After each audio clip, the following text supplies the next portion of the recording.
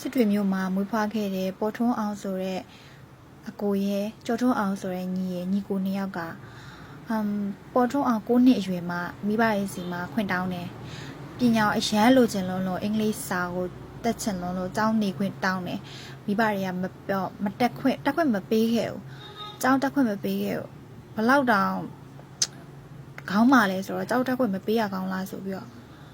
ကျောင်းတက်ခွင့်မပေးရကောင်းလားဆိုပြီးတော့အိမ်ဘွားနေဆင်းသွားတာ15ရက်လောက်ကြာတယ်တပင်အောက်မှာနေရဘလို့များ9နှစ်သားအရွယ်နဲ့သူ့ရဲ့ညီကိုနှစ်ယောက်ဘလို့များစားတော့ခဲကြလဲမသိဘူး15ရက်လောက်မိဘတွေကနေမနာညမအိတ်နိုင်မင်းနဲ့ရှာခဲ့ရတာနောက်ဆုံးမိဘတွေကလက်လျှော့ပဲကဲမင်းဒီလောက်မှကြောင်းတက်ချင်နေရဆိုရင်ကဲသွားတက်ရီတော့ဆိုပြီးသူတို့ညီကိုနှစ်ယောက်ခွင့်ပြုလိုက်တယ်အဲ့ဒါကိုမှကိုပေါ်ထိုးအောင်ဆိုတဲ့ဒီအမျိုးသားလေးကရခိုင်မျိုးသားလေးကဘာဖြစ်လဲဆိုတော့သူတို့စတက်ရင်ပထမတန်းကတက်မှာလीနော်သူကပထမတန်းမှာမတက်ဘူးသူစတက်ရင်တတိယတန်းတက်မယ်လို့ပြောတယ်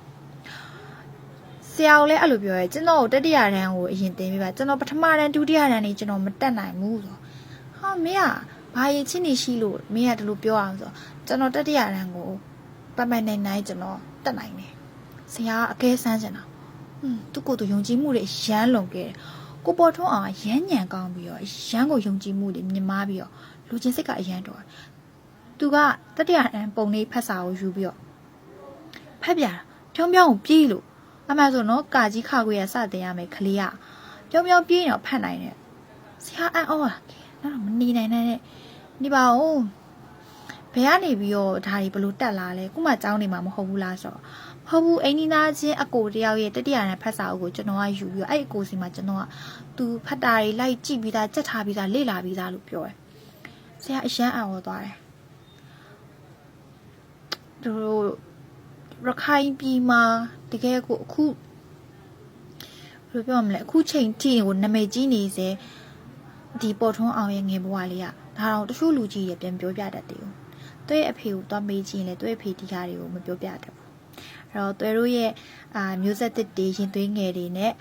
သူတို့ရခိုင်လူမျိုးတွေရင်သွေးတွေကလေးငယ်တွေကိုဟိုပေါ်ထွန်းအောင်ရဲ့တမိုင်းလေးတွေကိုဖြစ်ရမှန်လေးတွေကိုပုံမြင်နဲ့တကွအချက်လက်လေးနဲ့တကွလက်စိတ်ကမ်းပြီးပြောကြရအောင်เนาะတာလီစားပါမျိုးတီ